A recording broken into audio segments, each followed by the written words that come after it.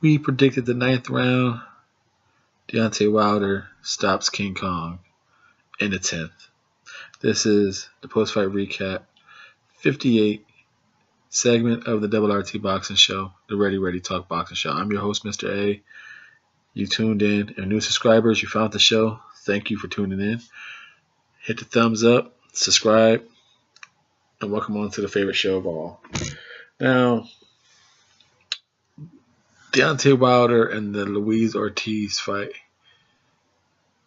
Entertaining. Questions answered. What we expected. And we got everything we asked for in that fight.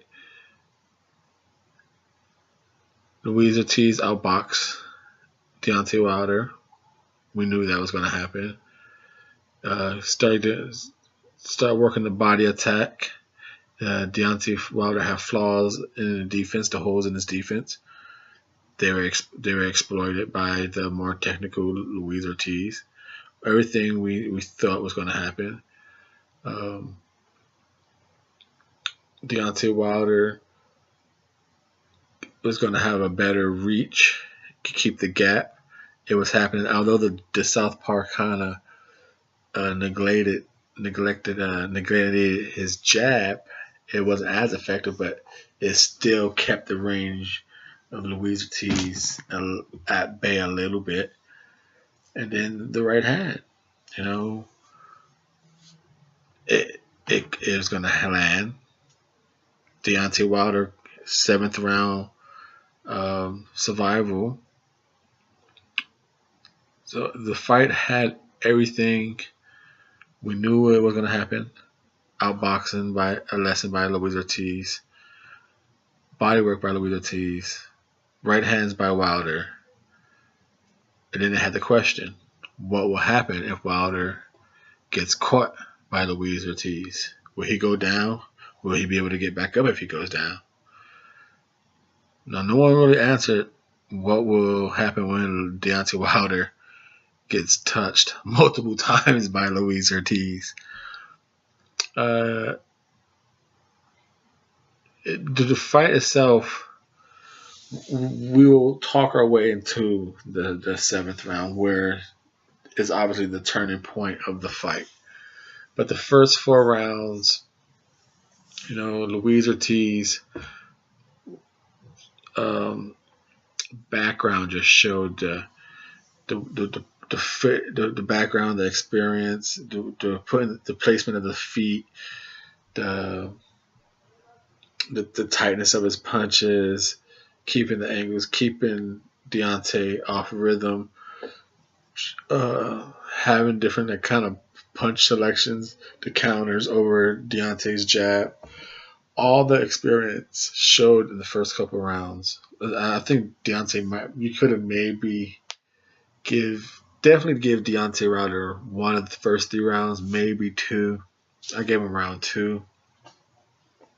And then round 5, Deontay Wilder seemed to get a little more used to his time and his rhythm.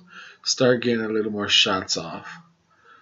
And then round 6, he seemed a little gassed. Wilder did. I don't know if it was he doesn't want to say it, but we know he was sick. Did he have face expressions of a sick man? A little bit, and it seemed in round 6, the breathing, that it was more just that, when's that second wind gonna kick in? And in the 7th round, it didn't kick in, and he was fighting pretty decent, trying to stay on the back foot, the outside with his jab until his second wind was kicking in. Doing a pretty decent job in round 6. I think they gave him the scorecards on that one. I gave him rounds 5 and 6. Round 7, he was winning that round. Barely, but he got caught in exchange, doing that back foot, being very confident, got caught in exchange with a nice tight left hook, and started getting wobbled, started getting hit all over the place. Now, what was good was this represents, should the fight have been stopped?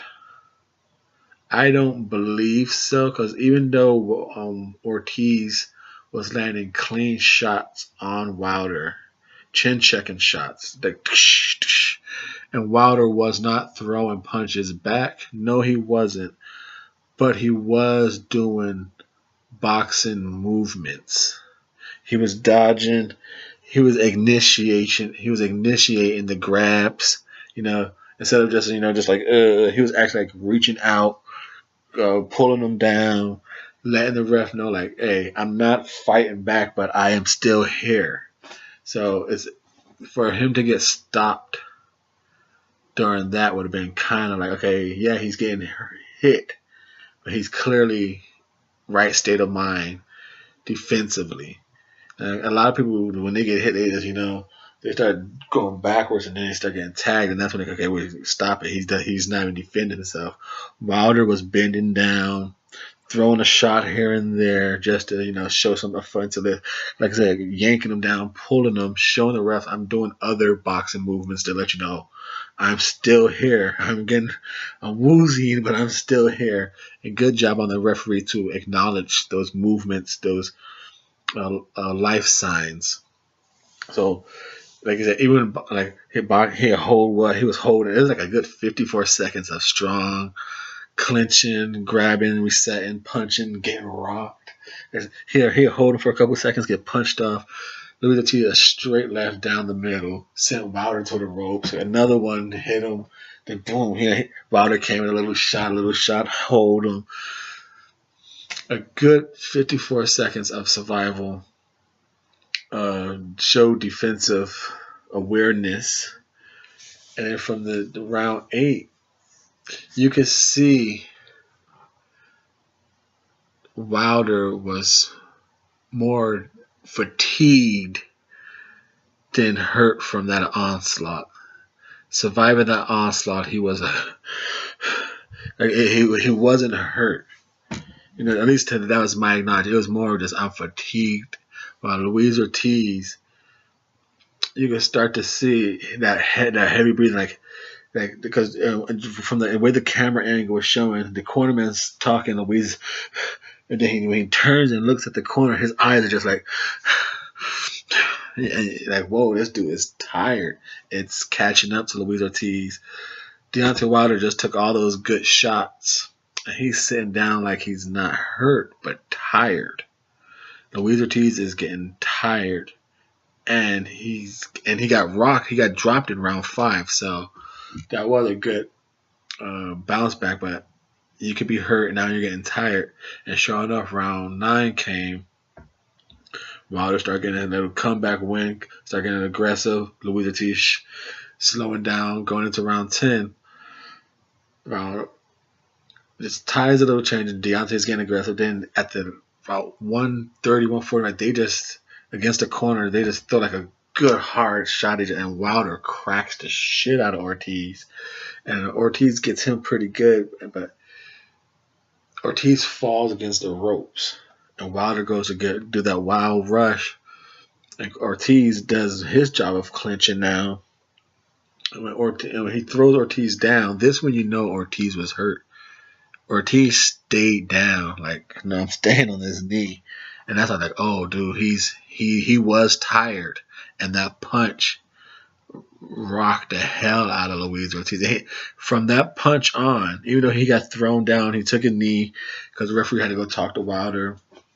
He took extra seconds, but that's the punch that really ended the fight. Because once he got up, a little barrage came, a nice little, I think it was a left hook to the temple, then a right. The first left hook got him all equilibrium down behind the air. He stumbled his legs, did one of these little stumbles, he fell. Then he got up slow, in the corner, in between those 8th and 9th, 10th rounds corners. Luis you see, there's a little like drool. It's like, and when he got dropped on the first one in the 10th, he's on his knees, but his knees are kind of like folded out. You got that little drool, and you're like, dude, he's tired. He's tired. Sure, he got up like on 9 to the ref. Wilder put that little Wilder rush on him, bomb squatting him, caught him with a vicious right uppercut. Legs collapsed. Louis King Kong just waved out. 10th round, TKO. TKO, you know. I don't know, I guess it's knockout TKO, but he knocked him out. Knocked out King Kong in a fight he was losing as normal, you know. And that's always going to be the question mark. You can easily outbox and win a decision against Deontay Wilder.